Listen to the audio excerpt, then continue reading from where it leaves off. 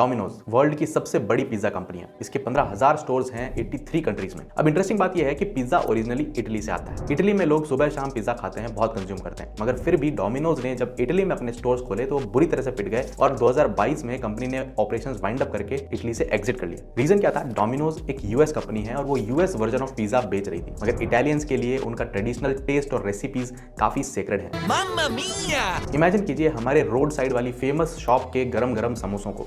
अब उनकी जगह अगर कोई India wide single restaurant chain आ जाए जो एक जैसे समोसे हमें दें, तो वो क्या हर एक शॉप के, हर एक सिटी के, हर एक गली के अलग अलग समोसे के फ्लेवर्स के साथ में compete कर पाएगी? क्या वो हर इंसान के मन में इक्वली जगह बना पाएगी? ऐसा ही कुछ हुआ था इटली में डोमिनोज के साथ, और सेम ऐसा ही एक और यूएस कंपनी टैको बेल के साथ हुआ जब उसने मैक्सिको में एंट्री मारने की कोशिश की। मैक्सिको में टैको वैसे ही है जैसे इंडिया में है समोसा, और टैको बेल मैक्सिको में बुरी तरह से फ्लॉप हुई। इन एग्जांपल्स के लिए एक कहावत है, bringing ice to the Arctic, या फिर सूरज को दीपक दिखाना। Keep watching and stay curious. Wow Aditya શું ખાય છે?